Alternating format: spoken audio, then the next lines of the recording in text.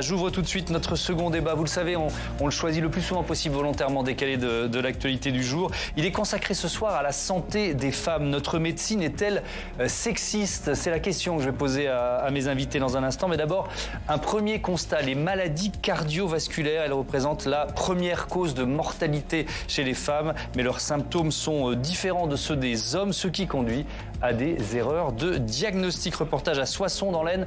Flora Sauvage est partie à la rencontre de Virginie, victime d'un infarctus à 42 ans. Je m'appelle Virginie, j'ai 45 ans et il y a 2 ans, j'ai fait un infarctus. Et les signes ne m'ont pas affolée tout de suite. Je suis revenue dans ma voiture, ma fille était avec moi et c'est ma fille qui m'a dit « Maman, tu m'inquiètes, j'aimerais bien que tu ailles à l'hôpital ».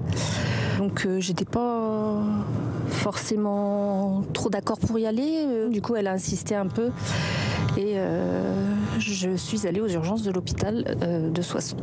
À l'image de Virginie, les femmes ont tendance à minimiser leurs symptômes.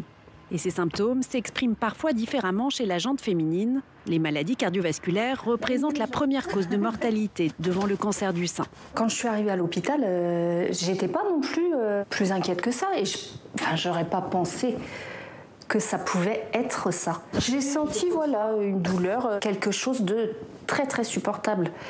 Et pas comme ce qu'on peut imaginer dans l'inconscient collectif, comme la douleur de l'infarctus, du tout. Je suis allée me coucher comme d'habitude, j'ai bien dormi, je me suis levée pour m'occuper de mes enfants, de mon mari. Et puis là, j'étais très essoufflée et très très fatiguée. À l'hôpital, les médecins vont lui poser 2 stents pour éviter une nouvelle obstruction de l'artère. Depuis, Virginie garde une petite insuffisance cardiaque qui induit des traitements quotidiens. C'était une période où j'étais repartie dans des études, j'étais éloignée de mes enfants du coup quand même quasi toute la semaine, il fallait gérer ça, gérer du coup le quotidien un peu moins, mais il y avait le manque de ma vie de famille forcément, et puis le fait de reprendre des études. Après 40 ans, c'est pas la même chose que quand on en a 20, faut pas se voiler la face non plus. Donc oui, c'est des charges de stress qui sont importantes, mais j'imaginais pas qu'à 42 ans, en étant une femme, on pouvait avoir ce type de pathologie. Si les femmes sont sous-représentées dans la recherche médicale, elles souffrent aussi de retards de diagnostic qui peuvent leur être fatals. Chaque jour en France, 200 femmes meurent d'une maladie cardiovasculaire. Il y a très peu d'études avec une réelle parité homme-femme, ce qui fait que l'on a pour certaines recherches des conclusions qui s'appliquent aux femmes alors qu'elles représentent 10 à 15% de l'effectif étudié. À cela s'ajoute la méconnaissance des particularités féminines par le corps médical. Cette spécificité des maladies cardiovasculaires chez les femmes n'était pas enseignée jusqu'il y a encore très peu de temps. Et cela entraîne effectivement une sous-estimation du risque vasculaire chez les femmes. Un homme jeune qui va arriver avec une douleur thoracique, on pensera d'abord effectivement à une pathologie cardiovasculaire. Chez une femme, on pensera plus à un effet de stress, de charge psychosociale importante et qui va conduire soit un mauvais diagnostic, soit un diagnostic retardé. Et les chiffres parlent pour eux-mêmes. Une femme victime d'un arrêt cardiaque a 2 fois moins de chances d'y survivre qu'un homme. La médecine est-elle sexiste? C'est le thème de notre débat avec Catherine Vidal. Bonsoir. Bonsoir. Bienvenue, vous êtes membre du comité d'éthique de l'INSERM et du Haut Conseil à l'égalité entre les femmes et les hommes, auteur de ce livre « Prendre en compte le sexe et le genre pour mieux soigner », un enjeu de santé publique. Un rapport, ce n'est pas un livre. C'est un rapport, merci. Il faut de la précision, on va essayer d'en avoir. Caroline Depot, bonsoir. Bonsoir. Bienvenue, vous êtes sociologue, chercheuse associée au Centre lillois d'études et de recherche sociologique et économique. Et votre livre, cette fois-ci, on est bon? C'est La santé des femmes, un guide pour comprendre et les enjeux et agir aux éditions Mango. Et Laurence Cohen, bonsoir, bienvenue bonsoir. À vous aussi. Sénatrice communiste du Val-de-Marne, vice-présidente de la délégation aux droits des femmes qui a entamé, c'était à la mi-novembre, ses travaux sur ce thème justement de la santé des femmes et notamment la santé au travail. On y viendra, ce sera l'un des chapitres de notre débat, évidemment. Peut-être une réaction à notre reportage pour commencer. Catherine Vidal, 200 femmes meurent chaque jour de maladies cardiovasculaires. Est-ce que c'est notamment lié, le reportage, il faisait aussi de la pédagogie à la méconnaissance des symptômes? Pas vraiment. Pas vraiment. Disons qu'il y a de nombreux facteurs qui font que dans une réalité, les femmes vont tarder à appeler les urgences en cas de symptômes, en cas de problème, et que quand elles arrivent à l'hôpital, leur prise en charge va être plus tardive que celle des hommes, à symptômes égaux. Donc pour essayer de comprendre cette situation, il faut réfléchir non seulement aux aspects qui pourraient être, concerner les aspects biologiques liés à l'expression de certains symptômes qui pourraient être présents ou pas chez les femmes différemment des hommes, mais ce n'est pas le facteur principal. Le facteur principal, c'est le fait qu'il existe toujours dans le corps médical et également dans le grand public des stéréotypes sur les maladies masculines ou féminines. Et ces stéréotypes vont faire justement que on va se dire, pour un infarctus, ça c'est une maladie d'homme typique, un homme stressé au travail, c'est pas une maladie de femme. Inversement, on va dire, l'ostéoporose, c'est une maladie de femme ménopausée, c'est pas une maladie d'homme. Or c'est faux. C'est-à-dire que tous ces stéréotypes qui voudraient mettre les hommes et les femmes dans des cases, en fait, maintenant, avec toutes les recherches scientifiques qu'on a pu faire dans le domaine, et c'est ce que j'ai pu renseigner dans le rapport que j'ai fait pour le Haut Conseil à l'égalité, toutes les études au niveau international, je parle des études scientifiques avec des sources extrêmement rigoureuses et robustes, montrent à quel point les facteurs sociaux, culturels et économiques vont être responsables d'inégalités de santé entre les femmes et les hommes dans la prise en charge médicale et dans l'accès aux soins. Oui, et beaucoup plus important, je le comprends, que les raisons biologiques. Mais Caroline Depeau, il y a quand même, et pour moi d'ailleurs c'est sociologique ou culturel, je ne sais pas, mais quand on dit infarctus ou AVC, on pense à des symptômes qui sont plutôt des symptômes masculins, dans la connaissance commune, quoi. Il y a une grande campagne d'une assurance en ce moment où on voit un docteur un peu bedonnant qui fait un infarctus dans son cabinet, et heureusement il y a une formation qui a été financée, donc il est sauvé par une de ses patientes qui a les gestes qui sauvent. On est dans le stéréotype de l'homme travailleur d'une cinquantaine d'années qui a un peu qui profite un petit peu et qui fait son infarctus. C'est ce qui fait qu'en effet une femme qui va venir avec, pour certaines d'entre elles, des symptômes qui sont moins typiques en plus. Elle peut avoir les symptômes classiques, les mêmes que ceux des hommes, et les symptômes atypiques.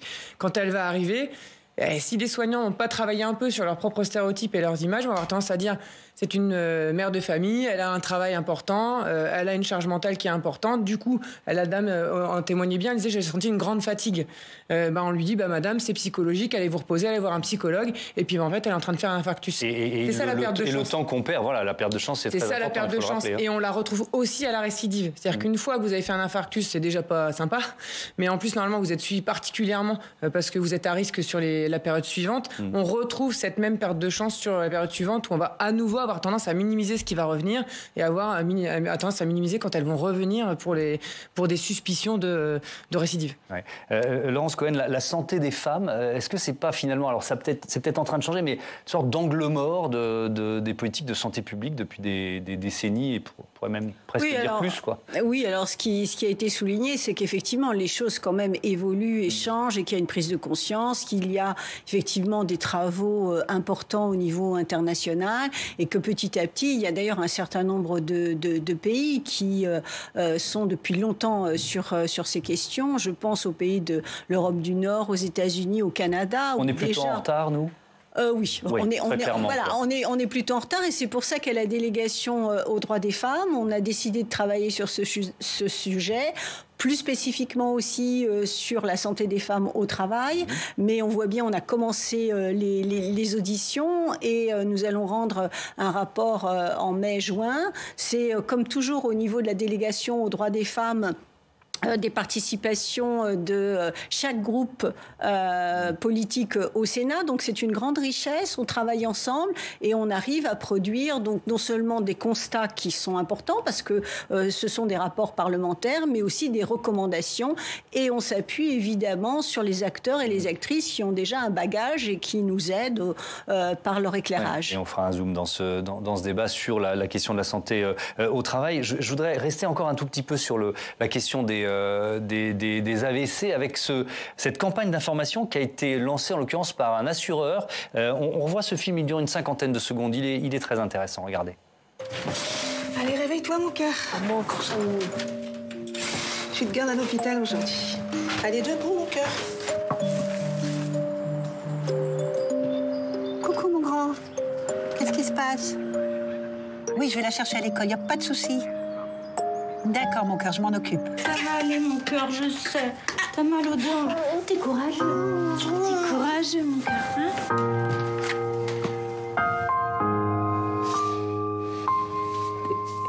Ça va aller, mon cœur. Hein? Je suis là, mon cœur. Je suis toujours là. Ça va aller, mon cœur.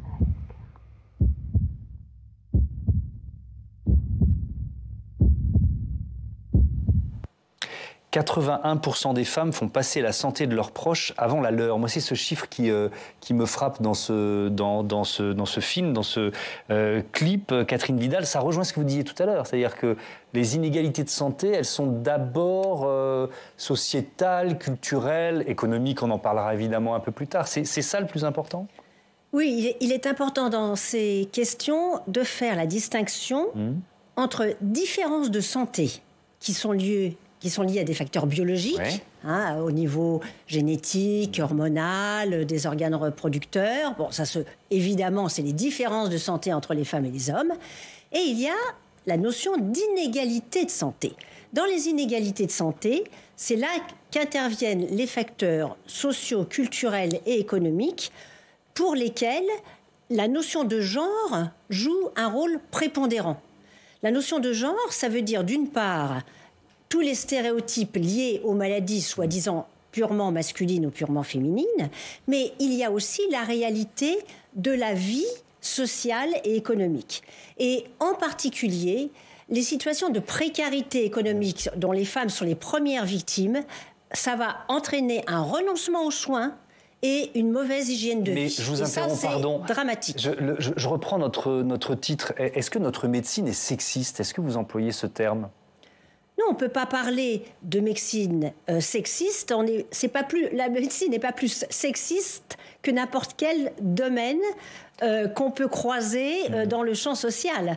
C'est-à-dire qu'on a une longue histoire derrière nous, une longue histoire qui s'appelle la domination masculine, qui fait que dans Donc c'est la société qui l'est, c'est pas seulement la médecine. Exactement, dans la répartition des rôles sociaux, quelles sont les places occupées par les femmes et par les hommes, tout au cours de l'histoire, on sait bien que ce n'est que récemment on a pu avoir des lois qui permettent d'espérer un peu plus d'égalité dans la répartition des tâches entre les femmes et les hommes dans la société. Allez, on va parler de la santé au travail. Je propose à Quentin Calmet de nous rejoindre. Rebonsoir, Quentin, puisqu'on l'a dit, hein, la délégation aux droits des femmes s'intéresse spécifiquement ici au Sénat à la santé des femmes au travail. Oui, c'est ça en fait. Le champ des recherches a été un peu spécifié entre le début et maintenant. Vous allez vraiment vous intéresser à la santé des femmes au travail. On l'a compris, Laurence Cohen, vous serez l'une des 4 co-rapporteurs de cette mission au Sénat. Alors déjà, dans les auditions qui ont lieu depuis le mois de novembre, on voit se dégager un principal constat. La représentation de la pénibilité, elle se fait aux dépens des femmes. Il existe bien un stéréotype des métiers fatigants, difficiles, et il est quasi systématiquement associé à un métier masculin. Or, les femmes, c'est pas la peine de le répéter, mais quand même ça fait du bien de le dire, elles font de nombreux métiers pénibles, répétitifs, avec des positions douloureuses par exemple, mais historiquement, ces difficultés, cette souffrance au travail, elle est moins bien prise en compte. Écoutez Muriel Salle, qui est historienne et qui est donc intervenue auprès de la délégation aux droits des femmes du Sénat. On écoute un extrait. On mesure bien mal la pénibilité des emplois que les femmes occupent. Et pour quelle raison? Eh bien parce qu'il existe dans notre pays des emplois dits féminins. Donc considérer qu'un travail requiert des qualités pour être fait plutôt que des compétences, c'est référé à l'inné plutôt qu'à l'acquis, et ça empêche de prendre la mesure tant du niveau de qualification qui est requis que du niveau de pénibilité qui est associé au travail, et ça c'est effectivement des mécanismes intellectuels qui sont importants. Il y a ainsi une sous-estimation de la pénibilité du travail des femmes et également moins de programmes de prévention, voire aucun. Caroline Depeau, vous parlez de ces femmes de ménage exposées à des produits cancérigènes, mais sans que cela fasse l'objet d'études, contrairement par exemple au BTP, et vous le saluez, où de telles études ont lieu, mais pour les hommes. Merci beaucoup, Quentin. Effectivement, Caroline Depeau, ce qu'on peut dire, il faut le rappeler, plus les emplois sont précaires, plus les femmes y sont nombreuses. Oui, c'est malheureusement mécanique. C'est-à-dire que quand on regarde les chiffres objectivement, les femmes en précarité économique, elles vont être plus victimes du temps partiel subi, pas choisi, sur les bas salaires, sur les métiers qui sont notamment liés à des discontinus et qui les exposent. Alors, est-ce qu'on peut voir quelles sont les conséquences en matière de santé, ou est-ce qu'on manque d'études qui permettent de le dire finalement? Oui, parce que autant sur la recherche médicale, il y a eu des gros progrès de fait, et les femmes sont dans les essais thérapeutiques quasiment à part égale. Je parle sous contrôle de Madame Vidal, mais ce n'est pas du tout dans la même chose dans le secteur du travail. C'est-à-dire dans la santé-travail, les études sont encore majoritairement faites auprès d'hommes, sur des secteurs d'hommes, et donc on peine à avoir même les données, les chiffres, et en termes d'impact, résultat, vous pouvez pas mener de politique de prévention si vous n'allez pas chercher les données pour avoir des résultats. Oui, Laurence Cohen, ça sera l'un des objectifs de cette mission d'information? Bien sûr, et dans cette mission d'information, nous sommes 4 co-rapporteurs, et je veux citer mes collègues quand même, Annick Jacquemet, Marie-Pierre Richer, Laurence Rossignol, et effectivement nous allons... Il y a que des femmes, tout comme, mais sur ce plateau il y a aussi 3 invités. C'est une affaire d'hommes ou quoi? C'est une affaire de l'ensemble de la société, bien évidemment. Au niveau de la délégation aux droits des femmes, il y a des hommes et il y a des femmes. Après, il y a un intérêt particulier pour tel ou tel sujet, et puis il y a aussi les groupes qui présentent des candidatures. Donc c'est ce qui est mélangé. Mais il faut aussi, et moi, avant de répondre précisément à votre question, je pense qu'on ne peut pas extraire la santé, la médecine de la société dans laquelle on se trouve et du rôle imparti aux femmes et aux hommes. Aujourd'hui, même sur la petite pub là, et alerte sur à mon cœur, je prends soin de toi, etc., on voit bien quand même que l'éducation, c'est-à-dire s'occuper des enfants, etc., c'est encore majoritairement les femmes qui le font. Faire les accompagnements, etc., c'est une majorité de femmes. Enfin, on peut le voir, et on va voir que dans tous les secteurs, je veux dire que c'est comme ça. Et au niveau du travail, moi, je suis très frappée parce que je suis aussi vice-présidente de la commission des affaires sociales, et les maladies professionnelles, par exemple, sont totalement sous-estimées au niveau des femmes qui exercent le métier d'accompagnement à la personne. Or, les taux d'accident du travail sont équivalents à ceux qu'on trouve au niveau du bâtiment. Mais est-ce que c'est parce que les hommes s'en moquent? Non, moi je mets les pieds dans le plat parce que vous nous dites effectivement c'est l'héritage de siècles de domination masculine. Donc voilà, on est finalement le produit de cette domination longue. Donc est-ce que aujourd'hui encore il n'y a pas un manque d'hommes investis dans ces questions? C'est pas. Enfin moi je dirais pas. Je ne dirais pas aussi brutalement que les hommes s'en moquent. Je ne dirais pas. Moi j'aime bien mettre les pieds dans le plat. Non mais moi aussi au Sénat j'ai pas de problème. Mais je ne dirais pas ça parce que je pense que c'est un petit peu plus compliqué. C'est-à-dire que c'est effectivement l'héritage d'une société patriarcale, et on est toujours dans cette société patriarcale, parce qu'il ne faut pas dire que tout a été réglé. Donc il y a ça à voir avec ces lunettes-là. Mais en même temps également, c'est que c'est une sous-estimation des tâches que font les femmes et de la pénibilité au travail. C'est-à-dire, vous avez parlé de gestes répétitifs, je pense aux caissières, par exemple. Tous les troubles musculo-squelettiques sont complètement sous-estimés au niveau des femmes. On ne prend pas en compte que quand une femme, par exemple, une aide à domicile, s'occupe d'une personne âgée, elle est obligée de soulever des poids extrêmement importants. Et alors on me dit, oui, il y a des technicités qui font qu'elles vont avoir des possibilités Oui, elles l'ont quand elles sont parfois, et pas dans tous les établissements, elles vont avoir ces facilitations, mais quand elles sont à domicile, elles n'ont pas, et elles sont seules face au patient ou à la patiente. Donc il y a quand même ça aussi, je pense, à prendre en compte. Et puis la dernière chose, si je puis me permettre, là je suis partie, ça y est, mais je vais m'arrêter.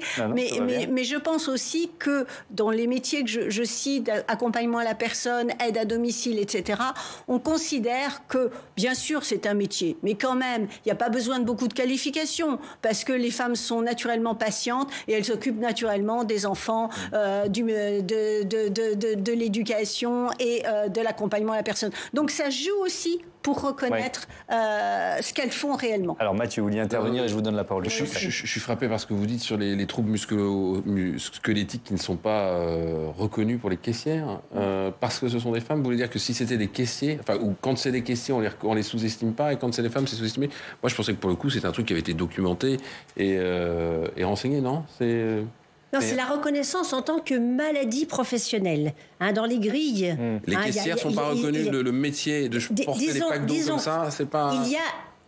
Il y a une prise de conscience qui a commencé, mais dans la réalité des démarches qu'une femme doit faire auprès de son employeur pour que ces troubles musculo-squelettiques, les risques psychosociaux également, puissent être officiellement reconnus comme maladie professionnelle, là, c'est des démarches extrêmement longues et extrêmement difficiles par rapport...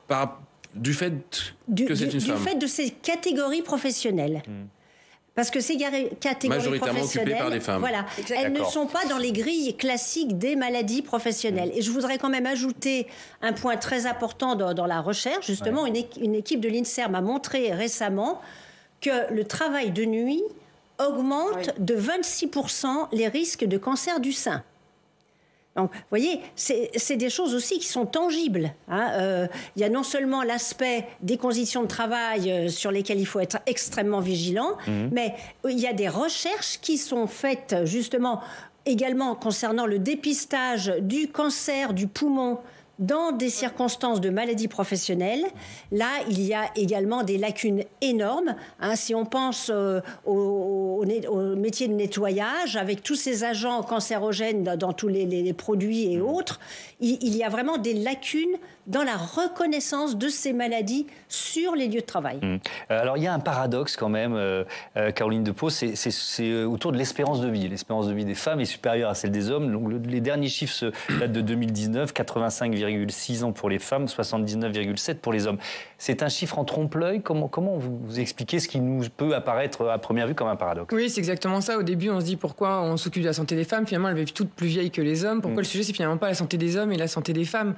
C'est que finalement, après, quand on regarde derrière les chiffres et derrière la statistique globale, et qu'on regarde notamment l'espérance de vie en bonne santé, là, pour le coup, la tendance n'est plus la même. Et finalement, elles ont à peu près la même que celle des hommes. Elles vivent juste plus longtemps, mais en moins bonne santé. Donc, est-ce que ça vaut le coup de vivre plus longtemps si on vit dans un état dégradé ? Moi, je ne sais pas vous, moi, je fais le choix que non, en fait.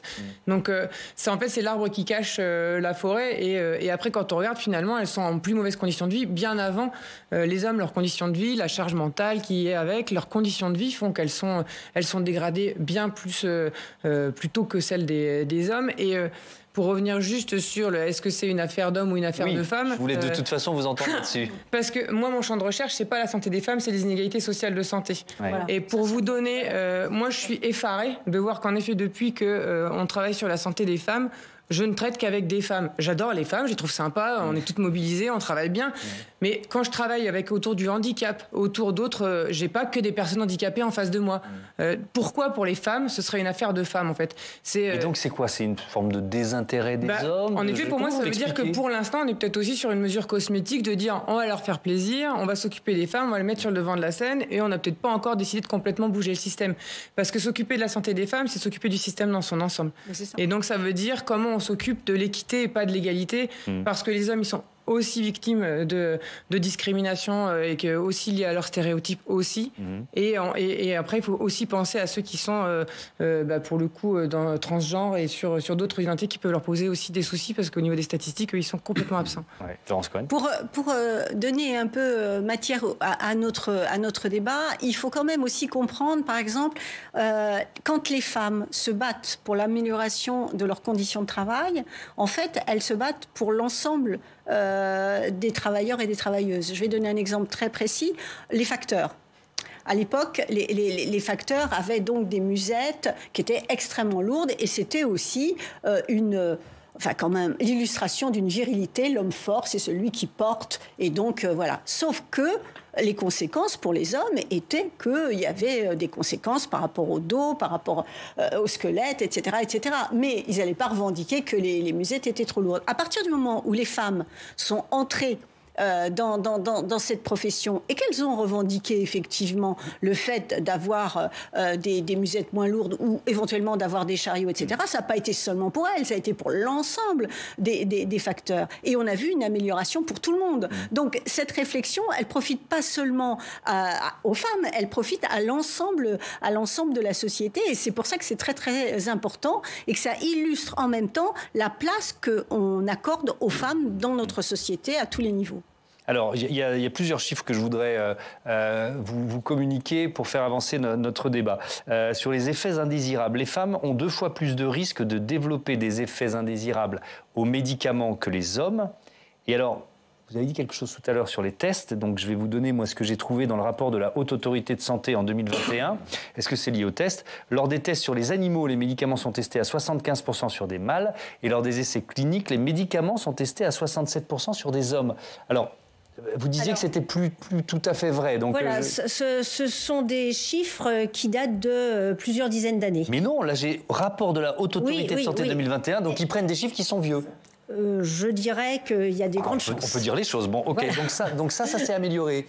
Ça s'est énormément amélioré. Bon, en ce qui concerne les essais cliniques, effectivement, il y a 20-30 ans encore, les essais cliniques étaient menés principalement sur des hommes parce que, à nouveau, historiquement, les normes physiologiques étaient celles de la physiologie des corps des hommes.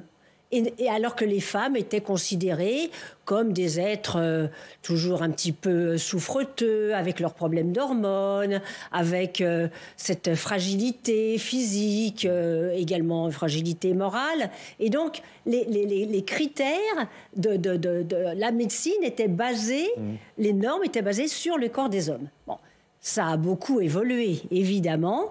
Et quand on prend maintenant la réalité des chiffres qui sont publiés par l'Organisation mondiale de la santé, par le NIH, qui est l'équivalent de l'INSERM chez nous, bon, ces chiffres, il y a un registre international de l'ensemble des essais cliniques qui sont faits partout dans le monde, où il est absolument obligatoire de déclarer tous les essais cliniques qui sont faits auprès de ce registre. Et donc là, on est à 50-50 à peu près, quoi. Alors, quand on regarde les chiffres, par exemple, entre 2008 et 2018, il y avait 50% ou plus de femmes inclus dans les essais cliniques, toutes pathologies confondues. Alors, selon les années, ça peut changer, parce que si une année, on a une piste particulière sur comment améliorer le cancer de la prostate ou des choses comme ça, il y aura plus d'essais cliniques sur les hommes. Et inversement pour les femmes. On peut avoir des posologies ou des pharmacopées qui vont être liées au sexe et non plus à la taille ou au poids, comme c'est le cas aujourd'hui. Je vais vous donner la parole juste là-dessus, mais c'est parfait, Mathieu, parce que vous m'offrez la transition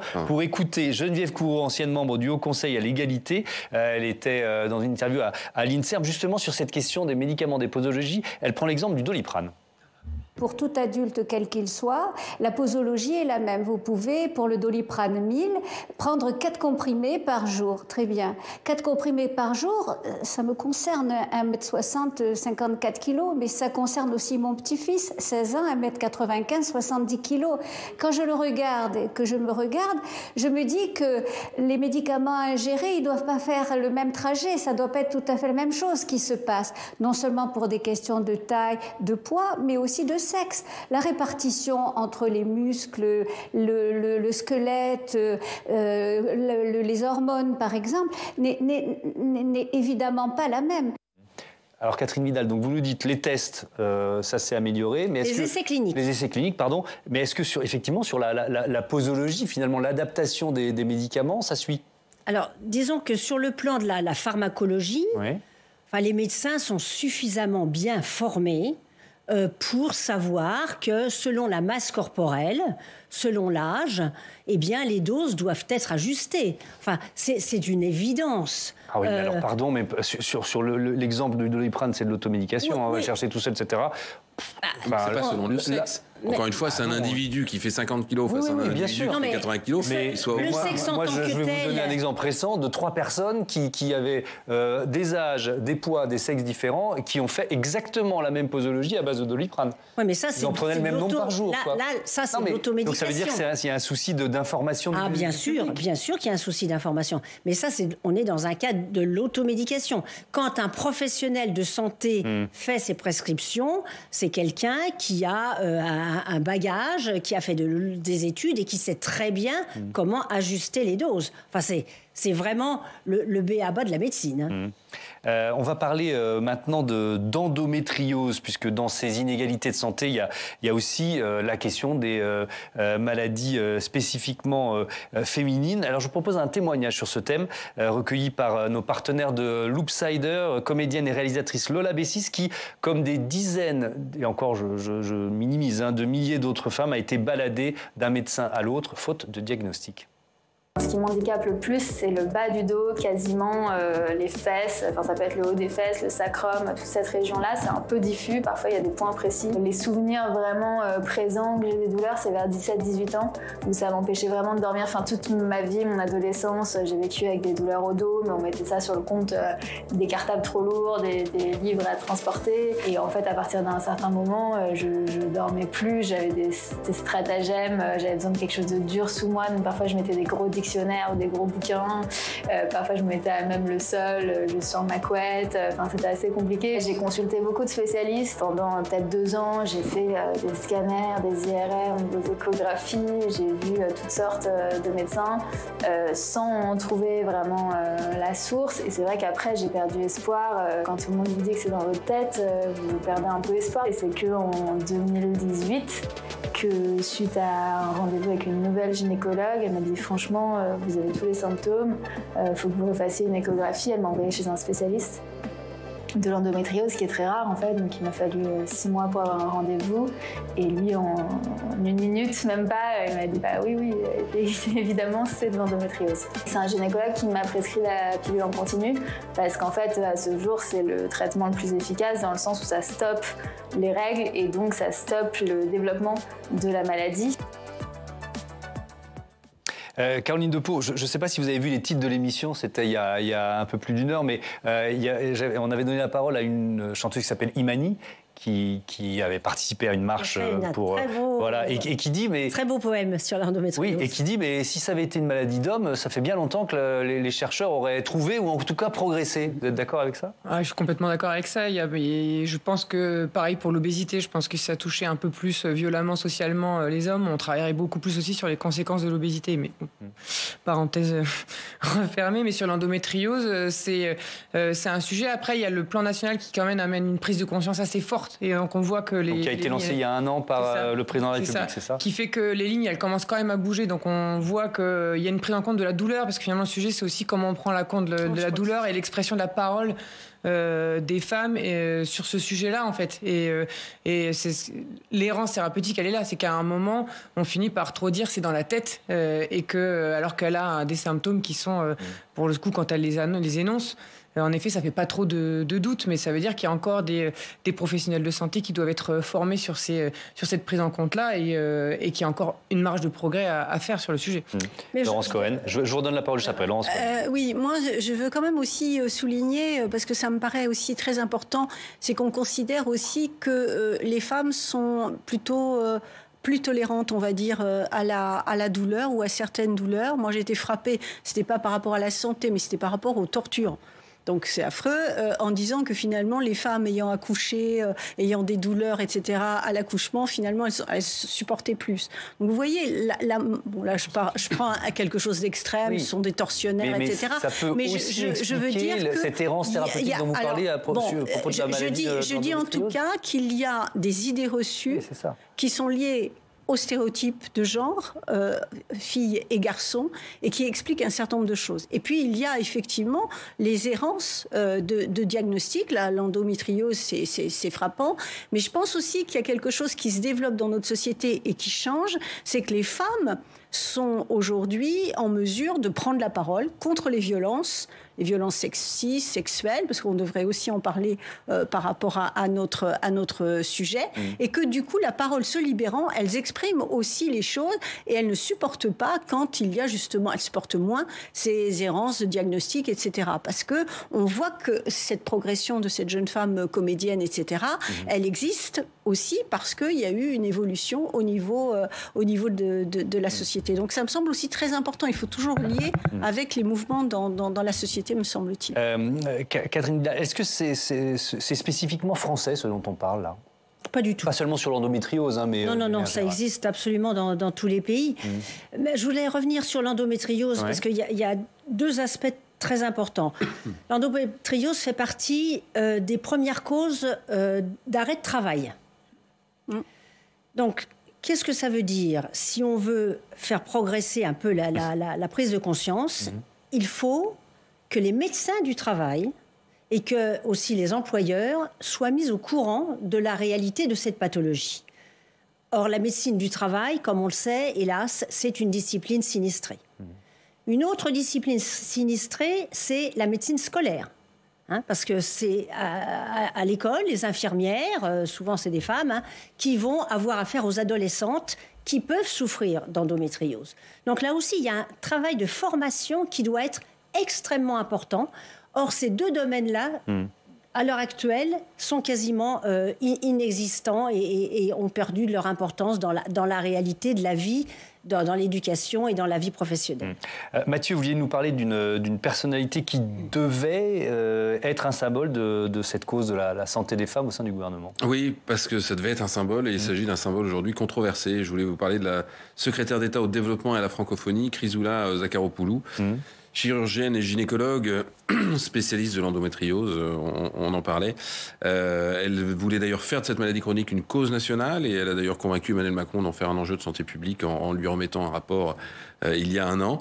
Car cette citoyenne grecque qui a fait ses études en Italie, s'était par ailleurs rapprochée de la sphère politique, elle s'était rapprochée de la République En Marche dès 2017 et même engagée en politique puisqu'elle a été élue députée européenne sur la liste Renew en 2019. Au cours de la pandémie de Covid, le chef de l'État a même poussé ses partenaires européens pour qu'elle devienne vice-présidente de COVAX, vous savez, le dispositif européen de répartition des vaccins entre les pays riches et les pays pauvres. Oui, mais voilà, donc ça devait être un très beau symbole. Nommée au gouvernement en mai dernier, la secrétaire d'État a dû faire face à 2 accusations de viol et une autre de violence par personne chargée de mission de service public dans le cadre de son activité de gynécologue. Que lui reprochent les plaignantes? Alors une enquête est en cours, mais certaines se sont confiées à la presse et reprochent à Chrysoula Zakharopoulou des gestes brutaux et non consentis lors des examens gynécologiques qu'elle pratiquait sur ses patientes. Dans un communiqué publié le 24 juin, Chrysoula Zakharopoulou assure n'avoir jamais imposé le moindre examen à aucune de ses patientes sans leur consentement. Elle estime que ces accusations graves à son encontre portent sur des examens cliniques médicaux réalisés afin de diagnostiquer et de soigner la maladie de ses patients et que ces accusations sont inacceptables et révoltantes. Il n'empêche, alors que le gouvernement était empêtré à l'époque dans l'affaire Damien Abad, vous vous souvenez de cet éphémère ministre des Solidarités accusé, lui, d'agression sexuelle, beaucoup ont fait l'amalgame, ce qui, entre nous, est... pour moi, pose de vraies questions. Oui, les deux cas n'ont rien à voir. Non, absolument aucun. Dans un cas, on parle d'examens médicaux qui auraient été mal vécus ou peut-être mal réalisés, selon les plaignantes en tout cas pour le moment. Dans l'autre, selon les accusatrices, on parle de tentatives de viol et d'agression sexuelle en fin de soirée. Alors, entendons-nous, les violences gynécologiques et obstétricales sont un vrai sujet qui mérite d'être réglé et le régler fera sans doute avancer et accélérer l'accès aux soins des femmes et leur santé en général. Mais on peut se poser 2 questions. Est-ce que la qualification de viol retenue par 2 des plaignantes contre Chrysoula Zakharopoulou servira la cause et est-ce que ça convaincra la justice qui va devoir trancher à la fois sur la question de l'intentionnalité et puis sur le fait de savoir si une pénétration commise lors d'un examen gynécologique peut être considérée comme une pénétration sexuelle. Voilà, 2 questions qui vont être forcément tranchées et qui posent des vraies questions aux juristes et des vraies questions évidemment aux médecins. Donc en attendant, Chrysoula Zakharopoulou, elle n'a pas connu le destin de Damien Abad, elle est restée au gouvernement, elle était une très discrète secrétaire d'État au développement et à la francophonie. Et Elisabeth Borne, elle a saisi en juillet dernier le comité consultatif national d'éthique sur la question du consentement dans le cadre médical.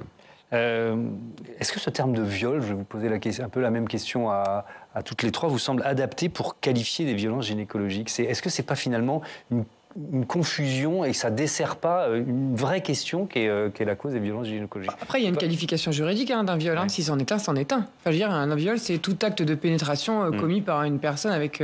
par contrainte, par surprise. Voilà, donc si c'en est un, c'en est un. Mais il y a la question de l'intention sexuelle. Oui, mais il n'empêche que pour la victime, ça en est un. C'est-à-dire qu'il y a eu une période où il y avait quand même aussi des examens gynéco qui étaient faits quand les femmes étaient endormies sous prétexte de former les soignants sans leur consentement. C'est un viol. Réveillez-vous, mettez-vous à la place de ces femmes qui se réveillent et dont elles n'ont même pas été au courant qu'à un moment on leur a fait un frottis quand elles étaient endormies. Moi, je pense que ce soit fait à l'hôpital, c'est même parfois pire parce qu'elles sont dans un endroit qui est censé être sécurisé. Donc, elles sont censées être entourées de bienveillance et puis, c'est pas le cas. Oui. Donc, il y a aussi cette notion-là qu'il faut prendre en compte. Moi, je pense, je peux pas commenter puisque c'est une affaire de justice en cours. Mais il y en a d'autres d'ailleurs. En tant que parlementaire, je peux pas. D'autres gynécologues spécialisés en endométriose. Exactement. Ceci dit, effectivement, je soutiens un certain nombre d'associations qui se battent contre les violences obstétricales et je pense que c'est extrêmement important. Et là, on aborde un sujet. Le terme de viol, ça peut être quand même perturbant, confusant dans l'esprit de... Non, moi je suis d'accord, c'est tout acte de pénétration qui a été commis contre le consentement ou en dehors du consentement de la personne. Je pense que la notion... Il y a un débat parmi les juristes sur ça. Non, mais la notion de consentement est une notion qui est extrêmement importante, qu'on est en train de travailler, et c'est une bonne chose, et je pense qu'il ne faut pas justement... Alors c'est dommage, parce qu'on arrive à la fin de notre débat, et on aurait pu aussi aborder les violences sexistes et sexuelles qui ont lieu notamment sur le lieu de travail à l'encontre des femmes et qui sont bien souvent minimisées complètement avec un déni très important et qui porte aussi préjudice parce que ça porte atteinte évidemment à l'intégrité des femmes et ça a des conséquences sur l'absentéisme, sur un certain nombre de maladies qui sont extrêmement aussi importantes et qu'on ne prend pas suffisamment en compte. Donc il y a vraiment besoin de former, moi je partage complètement, former les professionnels de santé à tous les niveaux et puis de voir que notre système de santé est en crise et c'est inadmissible que ce soit la santé scolaire ou que ce soit la santé au travail, soit aussi autant sinistré que ça, parce que quels sont les recours pour les femmes qui ont besoin effectivement d'avoir un suivi, un accompagnement médical. Merci beaucoup, merci à toutes et à tous. On a malheureusement terminé le temps de ce débat, mais 10 secondes à peine. Je voulais saluer la démarche du Haut Conseil à l'égalité, qui est le premier en 2017 à avoir fait un rapport sur les violences gynécologiques et obstétricales. Ça a été fait. Merci beaucoup, encore une fois. Merci à toutes d'avoir participé et à tous à ce débat. À demain, pour une fois que c'est dans ce sens-là. À demain pour un nouveau numéro de Sens Public. Notez notre prochain rendez-vous politique sur notre antenne. Le maire du Mans, ancien ministre Stéphane Le Foll, l'invité d'Oriane Mancini. Ce sera demain dans la matinale, évidemment. Salut.